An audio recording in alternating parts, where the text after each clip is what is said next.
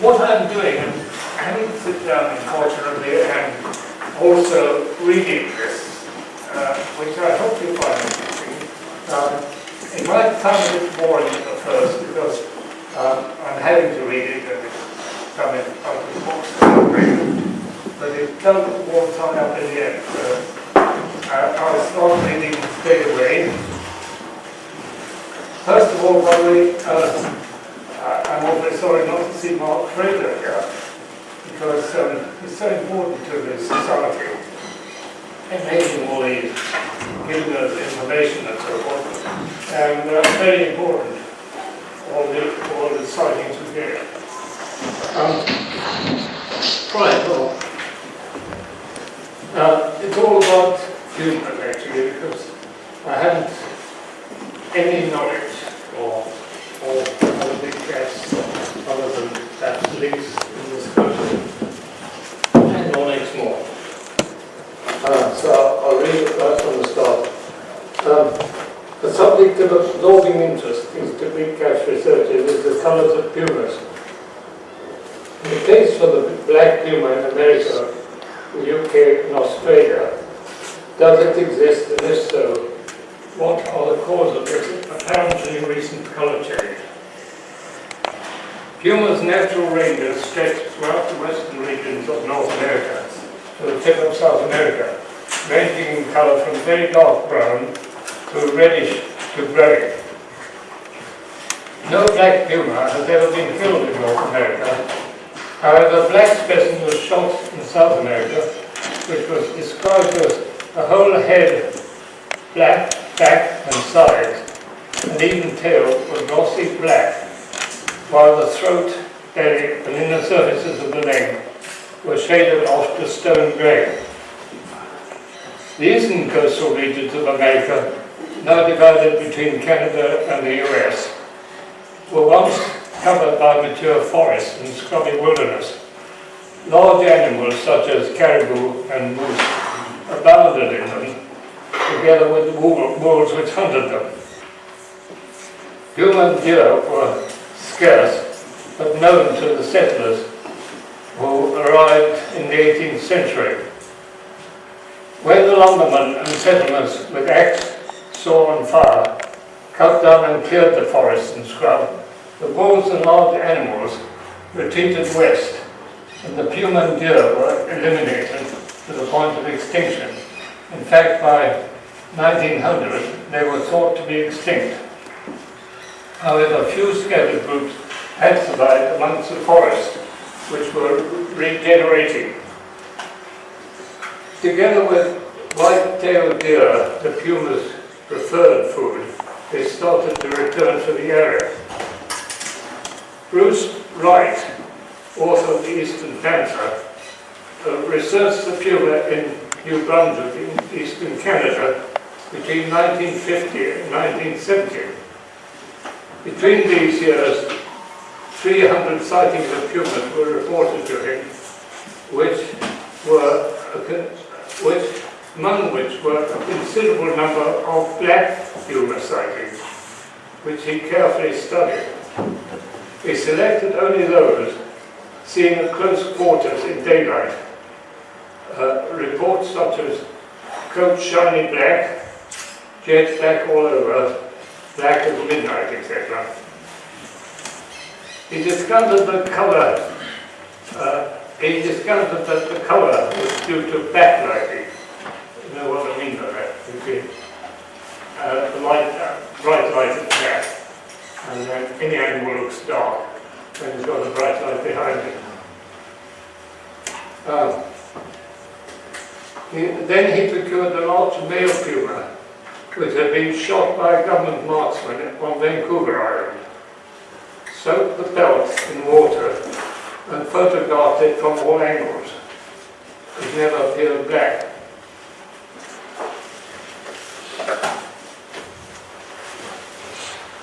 He gave little credence to the leopard theory, commonly held over here.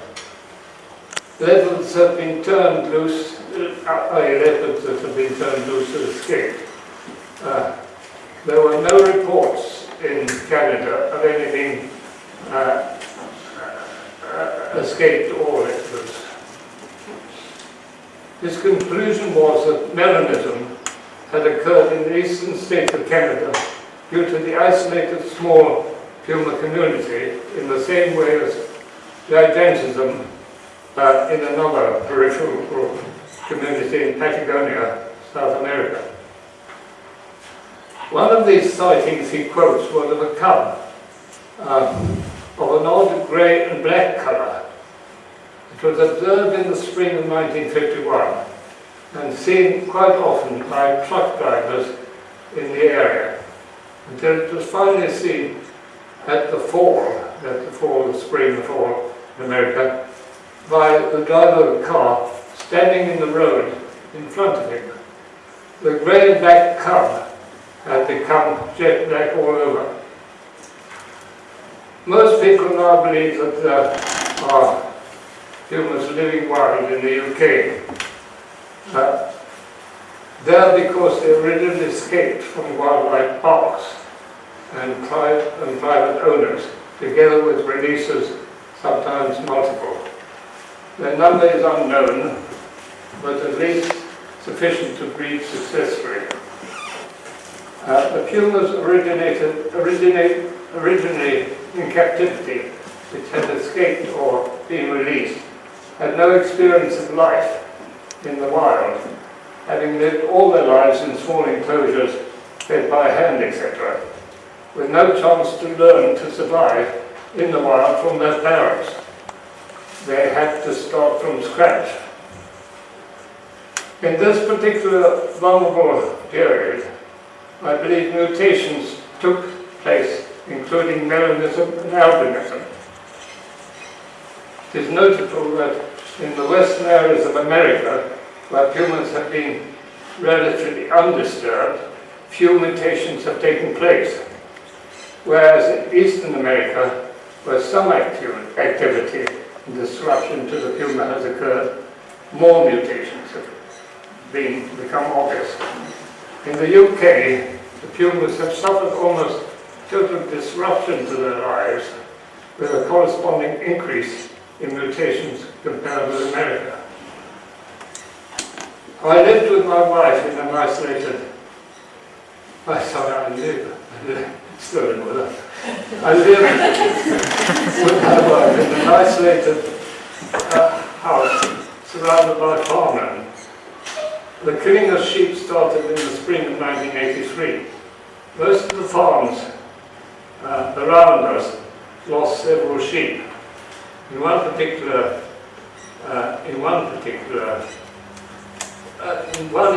lay close to a large wood where the killings occurred every night. We heard powerful screams during this period. Many farmers saw these cats, some large cats and some small. Their colours were shiny black, silver grey, brown, black and white.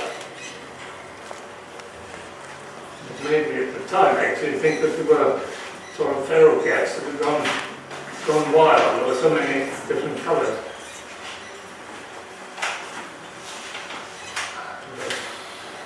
My first reaction was that they were gigantic feral cats. However, I soon realised they were far too big for that. In any case, Guy Francis's book Cat Country had just come out, which brought me back to earth. The sighting which I believe was of great significance was of the black and white cat. This was seen by a farmer as she rode her pony, rounding up her sheep. She felt as if she was being under observation and turned round to find a cat the size of a sheepdog staring at her from nearby rushes in marshy ground. Its coat was shiny black, including its head, but its chest was pure white. It was standing quite still and suddenly disappeared back in the rushes. What could have been the same animal was seen on a neighbouring farm during the following weeks. My conclusion was it was half-grown cub, like the puma cub in New Brunswick, and would turn completely black by the autumn. It is possible that the only black puma ever killed in South America in 1840, and showing a similar coat, was also half-grown and would have turned black had it matured. Albinism, very rare in pumas in South America, has been regularly reported in this country for the past 25 years. Thank you. That's all I've done.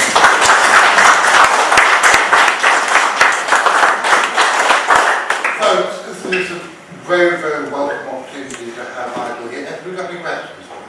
Please. Not so long ago, a hunter in Australia shot what he thought was a puma. There's a picture of it with this carcass, and he buried it. They went back to try and find it, and got its tail. This thing was about 6 feet long. Got its tail, and it was sent away for a DNA analysis, and it turned out to be a feral cat, a domestic feral cat, but it was the size of a small puma.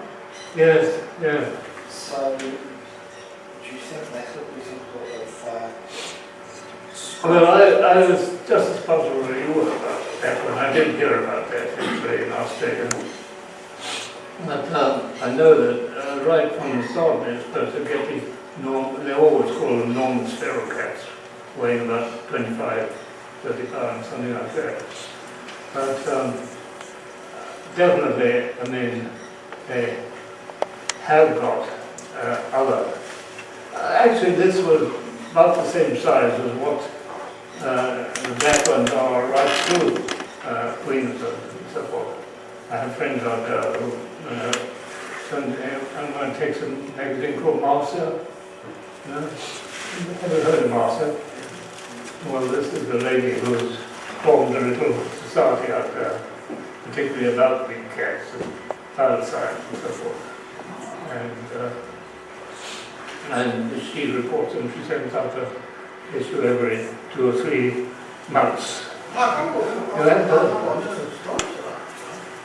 Yes, well, I'll give you an address. As far as I know, there was no follow-up on that. The scientists didn't do anything afterwards. There's no... I thought they'd be interested to know what's happened to the feral cat population.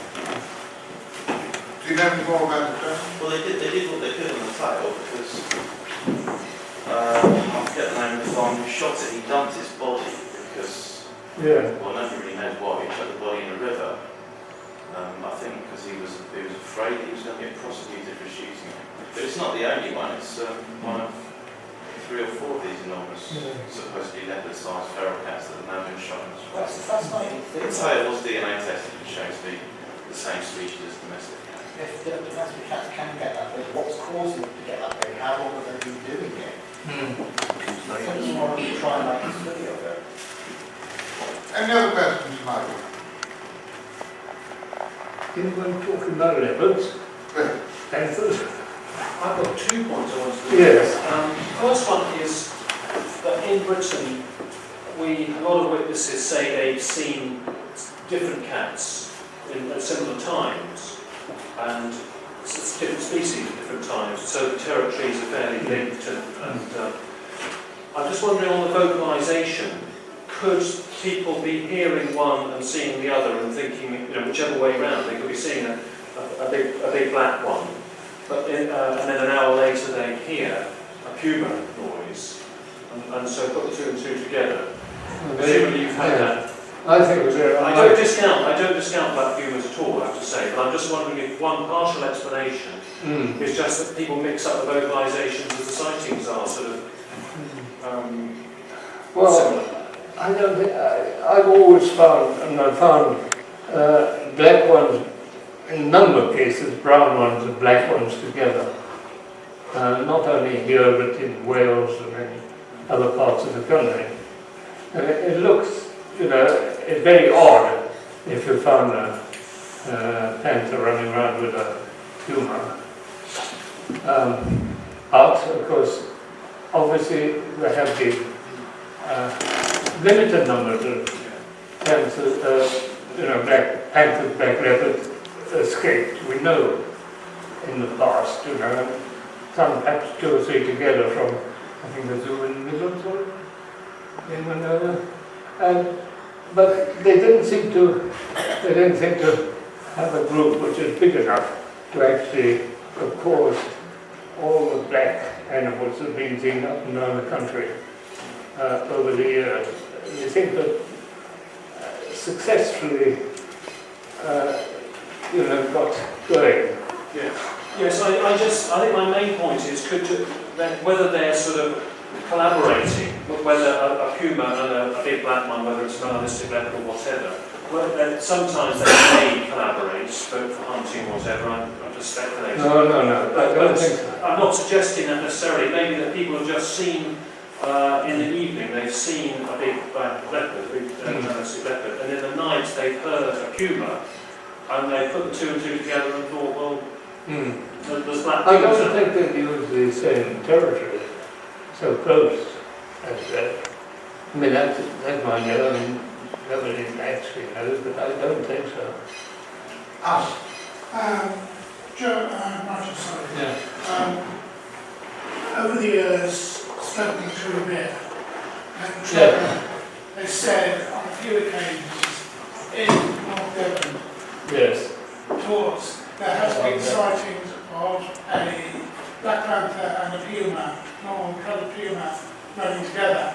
Would that suggest that, or hesitantly say that they had been kept within a collection or as pets in close proximity to each other, and if they had been let loose or escaped, they would stay together in the wild? And they, You think that is possible? well, there was a case a long time ago about the butcher of Barnstable. You were referring to him. I know of this case, but Well, this butcher had quite a number of big cats, let's put it like that, which he kept in his butcher's shop in Barnstable. Mainly because he had someone feed, and he thought he'd frighten away with the big cats. And I don't know where the chap is now. I think he's probably in America. So he's not available to talk to, but he was supposed to let him out sometime. And I suppose it's possible that he kept them together, but it's just that I knew of that story, and I heard this other story about they let them have a few running together, and I didn't know whether the 2 stories were linked. But well, it's all a bit of a mystery because everybody kept very quiet at the time, and no one dared, accuse anyone of doing anything. At that time, the police weren't involved, and this was the trouble. No one knew exactly where those particular ones came from. But I think they were released, but I have heard that they were the puma that he had with. One was slate grey anyhow, very dark, and kept it. What year are we talking about here? In 1983, when we had the big thing happened in Yorkshire when the Marine came in, and the beast of Exmoor was born, all the papers, said that. But I was wondering if anyone had any sort of comment on what I said about this mutation.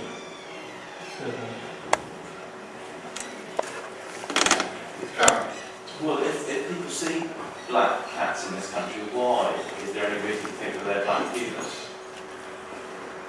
Well, I'm just trying to explain. I don't know if you heard. The real object of this was to explain that in our area we did see the black with white on the front.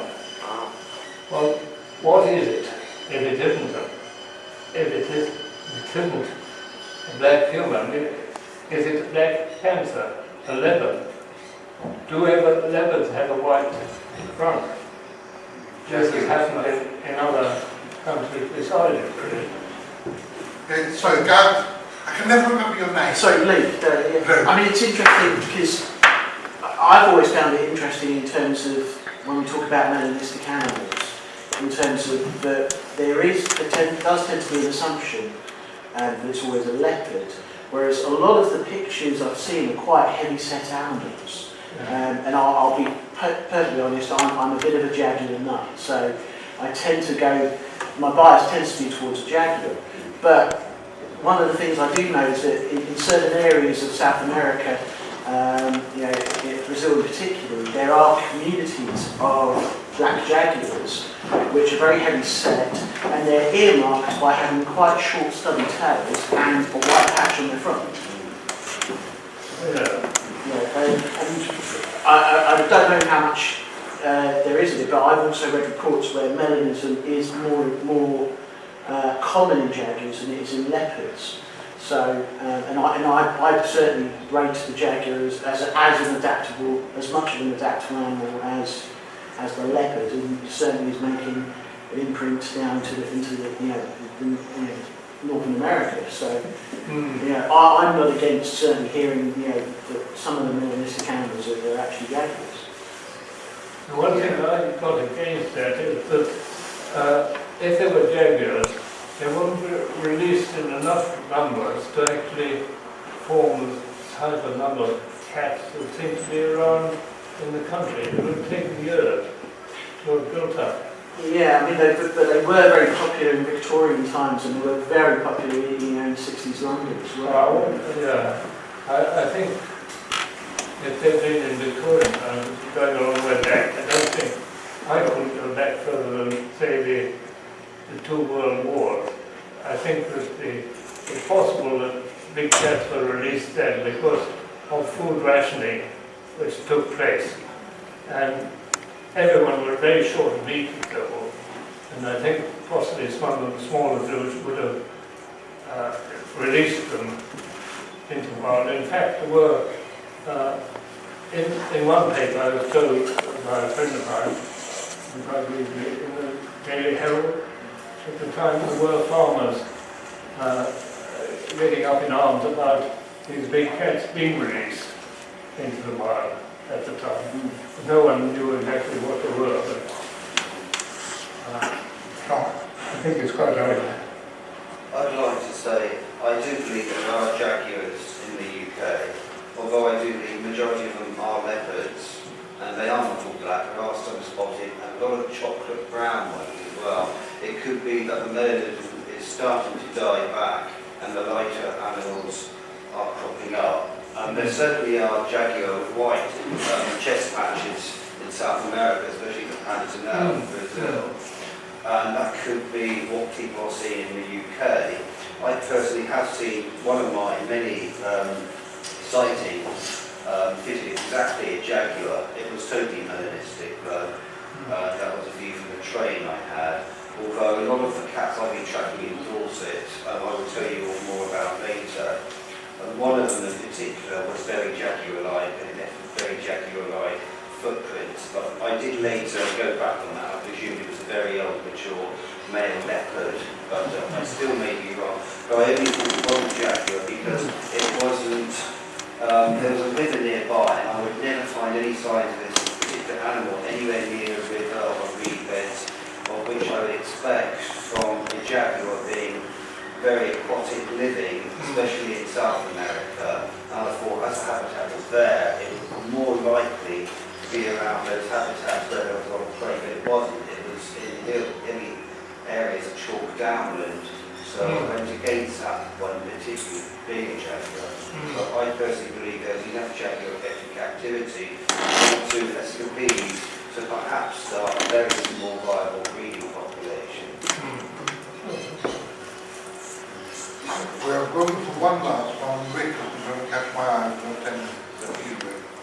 Well, I want to represent the view of Frank Tunbridge, Cambridge, who I collaborate with in Gloucestershire, fascinating researcher, gets out of Brierly, has had many sightings, and he does not discount that view at all. But in all of these discussions, he would like to throw a grenade into the works to the effect of why do we automatically try and compartmentalise these cats into species known to science that are familiar with us. I'm sure that's the majority of them we should do, but he would say, we shouldn't necessarily do that, and there may be other things we don't know. Diana Francis's theories may come into the equation, and some hybrids that do get through against all odds might come into the equation as well. Fascinating, isn't it, the whole thing? Yeah.